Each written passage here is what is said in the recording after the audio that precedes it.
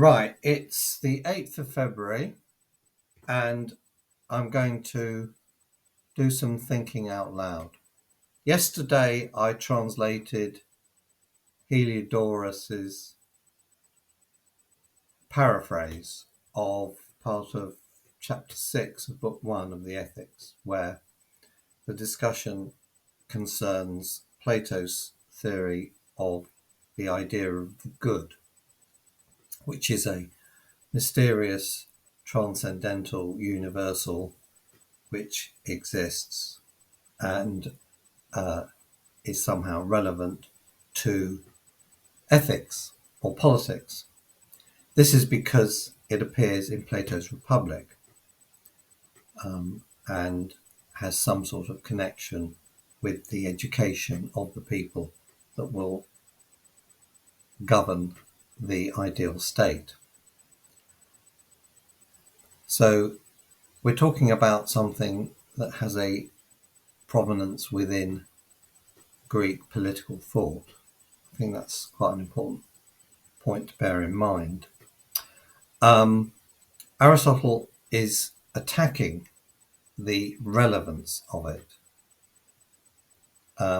This is the Heliodorus paraphrase, starting at line 2 on page 11 of his paraphrase in the Greek edition, the Berlin edition. The first point he makes is that it's irrelevant to ethics, ethica. It's more appropriate to ethica to talk about Plato's theory. Now, ethica is not an Aristotelian concept. The ethics is Nicomachean ethics does not contain any reference to an ethica at all. The subject is politica. What's the difference? Well, politica is more closely connected with politics, I would say. The laws you would pass to bring into existence a city-state in which the citizens would acquire virtue. I think that's politica. Ethica, more broadly, I think in the topics, Aristotle does use the term, and there it means to do with choice. So that's a bit more closely linked to modern ideas of ethics, where choice is things that require choice is quite a good sort of broad. It gives you a broad view of where the subject falls. Then he says it's the job of a theologian to talk about the idea of the good. That's interesting. He's not saying it doesn't exist. He's saying it's not part of ethics to talk about it. It's part of theology. It makes no contribution to the man investigating the political good, the politikon agathon. That is, I think, the supreme good, the subject, the study of which falls under politica. Let's concede that it exists.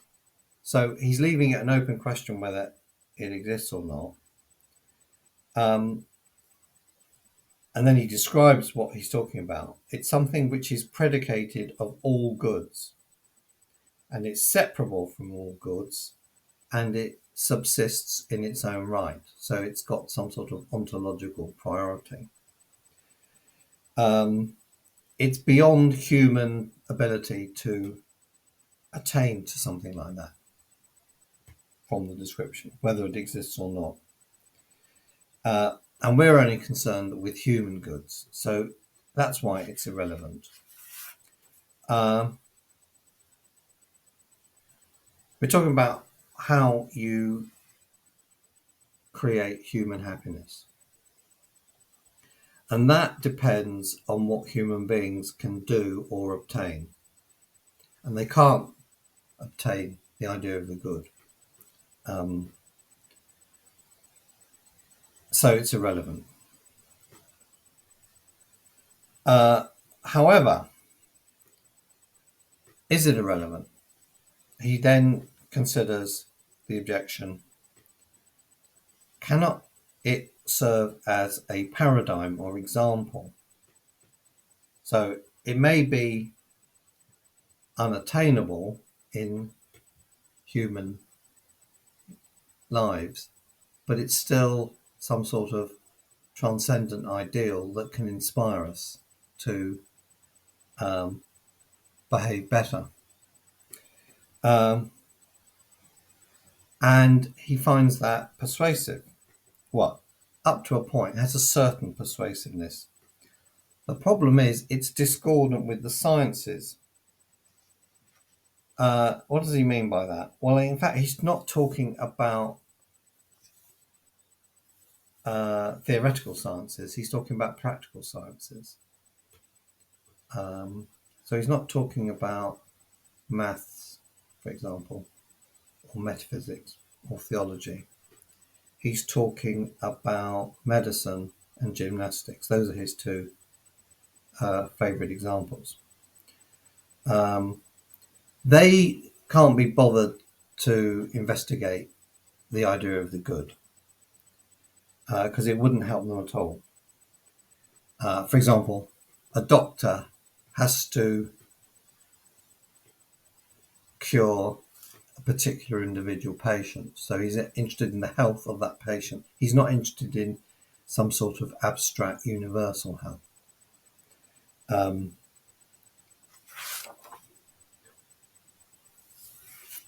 So that's the Heliodorus. Let's just go back to this question about theology.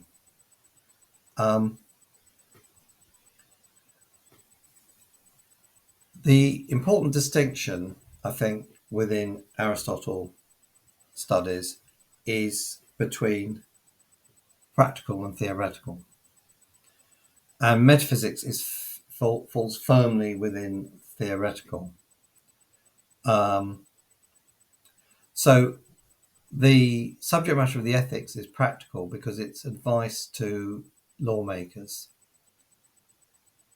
trying to produce good citizens for a Greek city-state.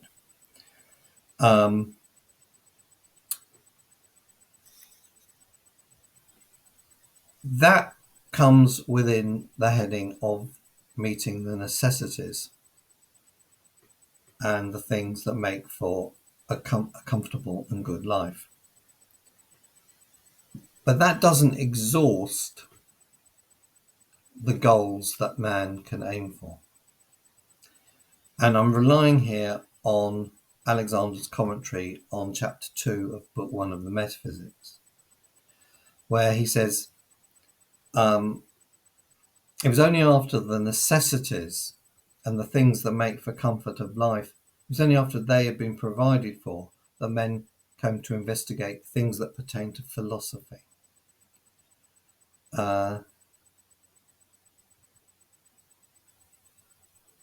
The goal of theoretical speculation is not a pleasant life.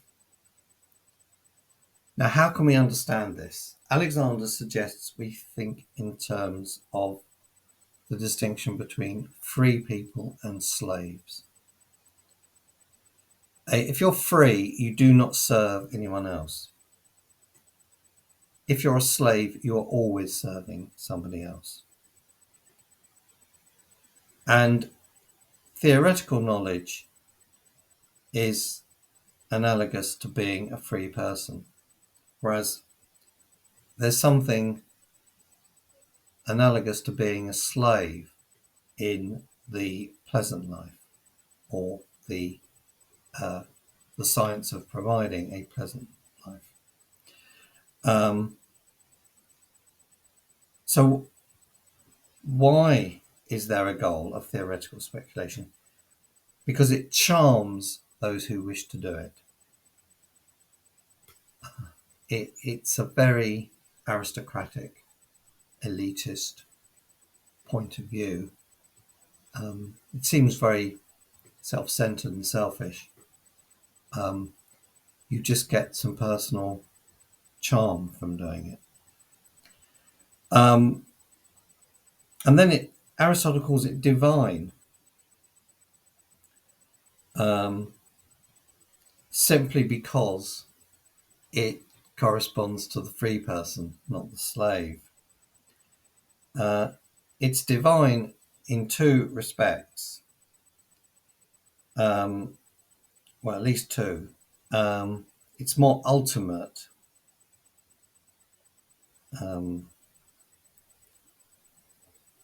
Why is it more ultimate? Because you're aiming for a greater generality. I'm not quite sure why that should be self-evidently a good thing, but it's also corresponds to Aristotle's idea of what the gods themselves do, or what God himself is engaged in. He has to be engaged in something because he's pure activity. Well, what's he doing? He's not creating things for us. That would make him a bit of a slave.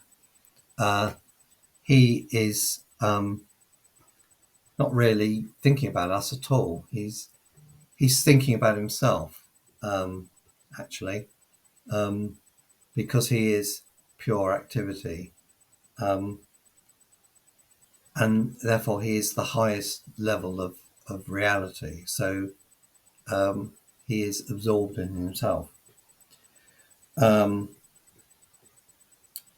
therefore metaphysics is theology, according to this part of the Aristotelian tradition, because the ultimate being is supernatural. It's not covered by physics, for example. So that gives you a bit of Aristotelian background. If we go back to the ethics, then it's not really concerned with theology at all. And that is why Christians find it so helpful, because it's something that, precisely because it doesn't cover theology, it can then be attached to a whole range of different theologies, including Christianity. So it's a good fit with Christianity. Christianity provides the Christian theology side of things, and then the ethics sticks with the practical question of how society should function and how societies should be formed. So, where does Walter Hatch come in to all this? I'm going to now consider the citizen and the churchman. That's Sermon 12 of Early Councils. And he draws a distinction between the pagan view of the state, which I think is referring to the Platonic model in the Republic, and Christianity. So, according to the Platonic version, the state is a system of education because the aim of the state is to produce virtuous citizens. And if that's the thinking, the state has an overriding right to legislate for everything. So this can be quite horrifyingly totalitarian. But it was, in his view, the standard approach, particularly in Greece, in the Greek city-states. Sparta is always given as the favourite example of this. Although Sparta is not a typical Greek city-state, so it's clearly a lot of stretching going on here to try and make this a bit too neat. But the point of Hatch setting this up is to show the contrast with Christianity. The church, from its very foundation, well, I suppose the foundation of the church, in his mind, must follow on from the crucifixion, and I would update it to the activities of St. Paul, was opposed to what he calls the central principle of antiquity. So there's a big conflict there. So why does he devote so much of his energy as a Church of England clergyman and teacher to the ethics? Well, as I've already said, the ethics doesn't address Christianity because it's not a theological work, so it's not going to be inconsistent with Christianity, so it can be harmonized with Christianity. But then there's a problem if the ethics is simply a variation on the theme established by Plato's Republic, namely, how do you legislate for virtuous citizens? If that's based on the pagan model, which Christianity, in Hatch's view, is opposed to, isn't he ultimately defending something repugnant to Christianity? Well, that's a very good question, and possibly the answer is to be found in looking at Thomas Arnold, because Thomas Arnold won't accept that there's any important difference between 19th century Oxford and 5th century Athens. Therefore, what I call the pagan Platonic approach must be applied in 19th century Oxford. But it can be that. How does he square that with Christianity? Because he identifies the pagan principle with the Christian principle. He doesn't separate them apart. And that's why he comes across as totalitarian. So I'm going here I'm particularly referring to the David Nichols article, which he wrote back in 1967 on the totalitarianism of Thomas Arnold. And there on page 520, he refers to the Lord Acton distinction, the one that Lord Acton thought was a fundamental step in developing human freedom. So we're back on the subject of freedom again. And that's the distinction between church and state. And that is the distinction that is the theme of Hatch's Sermon 12. It's called The Citizen and the Churchman. And it's about the conflict between the Christian principle and the pagan principle. So where is all this going? I think Hatch is going to deny the Arnold view that the pagan principle is the same as the Christian principle. And therefore, he's going to have to draw a distinction between the supreme good of the political science, which is, if you like, human happiness to the best of people's ability, and the theological supreme good, which motivates metaphysics or Aristotelian metaphysics, which, as I've already said, is the same as theology. So he's going to have to bring in the idea of the good, which now appears as the Christian God, as the guide that overrides the demands of politics.